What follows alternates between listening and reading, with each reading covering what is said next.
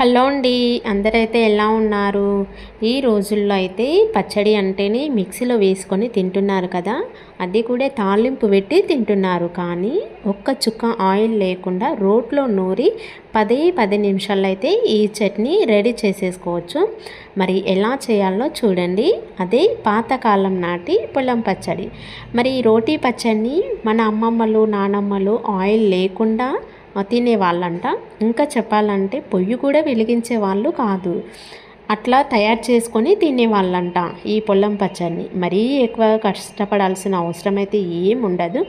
తక్కువ టైంలో చాలా రుచికరమైన చట్నీ అయితే చేసుకొని తినేవాళ్ళు. మరి ఎలా చేయాలో వీడియో అయితే చూడండి. ఫస్ట్ అయితే ఇక్కడ చిన్న నిమ్మకాయ సైజ్ అంతా అయితే చింతపండు అయితే తీసుకున్నా. చింతపండు కొంచెం వేడిగా అండుకున్న తర్వాత ఒక గిన్నెలో అయితే వేసుకొని కొద్దిగా వాటర్ పోసుకొని ఇంకా నానబెట్టుకోవాలి. ఒక 5 నిమిషాలు అయితే నానబెట్టుకోవాలండి. ఇంకా నానబెట్టుకున్న తర్వాత ఇదైతే మూత పెట్టుకొని పక్కనైతే పెట్టుకుందాము. తర్వాత ఇక్కడ దొడ్డు మిరపకాయలు ఉంటాయి కదా, అదే లావు మిరపకాయలు బజ్జీలకు వాడతారు కదా, ఆ మిరపకాయలు అయితే ఒక 10 అయితే తీసుకున్నా. తర్వాత ఎల్లిపాయలు ఒక చిన్న గడ్డ, తర్వాత ఉల్లిగడ్డలు 2, తర్వాత కొంచెం కొత్తిమీర అయితే తీసుకున్నా. తర్వాత కొంచెం జీలకర్ర కూడా అయితే తీసుకోవాలి. ముందుగా రోలు శుభ్రంగా తూడ్చుకున్న తర్వాత 1 స్పూను జీలకర్ర వేసుకొని దంచుకోవాలి. ఈ చట్నీ మిక్సీలో వేసుకునే దానికంట రోట్లో నూరుకుంటేనే ఎక్కువగా టేస్ట్ అయితే ఉంటుంది. ఇంకా ఈ జీలకర్ర అయితే మెత్తగా అయితే నూరుకున్నాం కదా, ఇప్పుడు ముందే నానబెట్టుకున్న చింతపండు అయితే వేసుకొని ఇంకా మెత్తగా అయితే నూరుకోవాలి. ఇది మన అమ్మమ్మలు నానమ్మల కాలంలో అయితే అసలు పొయ్యి వెలిగించకుండా ఇట్లాంటి చట్నీలు తిని బతికే వాళ్ళంట. అప్పటి కాలంలో అసలు పొయ్యిలు కూడా ఉండేది తక్కువ కదా అప్పుడు. ఇంకా తర్వాత చింతపండు మెత్తగా నూరుకున్న తర్వాత ఒక 10-12 ఎల్లిపాయలు పొట్టు తీయకుండానే వేసుకొని ఇంకా నూరుకోవాలి. పొట్టు మీ ఇష్టం, పొట్టు అయినా తీసుకోవచ్చు, లేదంటే పొట్టు తీయకుండా కూడా వేసుకోవచ్చు.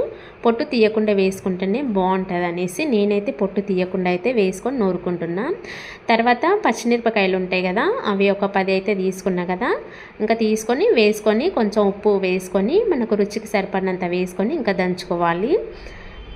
ఈ చట్నీకి పచ్చిమిరపకాయలు బజ్జీలో వాడే మిరపకాయలు అయితేనే బాగుంటుంది. సన్న మిరపకాయలు అయితే కారం ఎక్కువగా ఉంటుంది. కాబట్టి మిరపకాయలు ఒక 3-4 మాత్రమే వేసుకుంటాము. ఇక్కడ లావు బజ్జీలు అంటే లావు మిరపకాయలు వాడతాం కాబట్టి ఈ చట్నీ ఇవి వేసుకుంటేనే టేస్ట్ ఉంటుంది.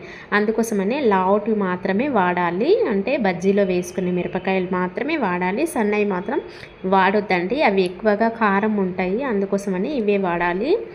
ఇవి మిరపకాయలు కొంచెం బరకగానే దంచుకోవాలి, మరి మెత్తగా అయితే దంచుకోవద్దు. తర్వాత ఉల్లిగడ్డలు పచ్చిగానే ఇంకా వేసుకొని దంచుకోవాలి. ఉల్లిగడ్డ కూడా బరకగానే దంచుకోవాలండి. ఇంకా ఫైనల్గా అయితే కొత్తిమీర వేసుకొని ఇంకా నూరుకోవాలి. ఇంకా ఈ చట్నీ మొత్తము బరకగానే దంచుకోవాలండి. ఇంక ఇట్లా బరకగా దంచుకున్నాం అనుకోండి, మనం తినేటప్పుడు పంటి కింద పడుతుంటే ఇంకా వారెవ్వా అనాల్సిందే. ఆ టేస్ట్ అయితే చాలా చాలా బాగుంటుందండి. నేను చెప్పక్కర్లేదు, మీకు చూసే మీకే అర్థమవుతుందండి. ఇంక ఇదంతా ఒక గిన్నెలోకి అయితే తీసుకోవాలి. ఇప్పుడు ఇంకా చూసిండ్రు కదా ఫ్రెండ్స్, పాతకాలం నాటి పొలం పచ్చడి ఏ విధంగా చేయాలనేది వీడియో అయితే ఇక్కడ స్కిప్ చేయకుండా అయితే చూసిండ్రు కదా. అప్పటి కాలంలో మన అమ్మమ్మలు నానమ్మలు ఇట్లాంటి చట్నీలు తిని చాలా బలంగా ఉండేవాళ్ళు. ఇప్పటికి కూడా వాళ్ళతో ఉన్నంత బలం అయితే ఇప్పుడు మన దగ్గర అయితే లేదండి.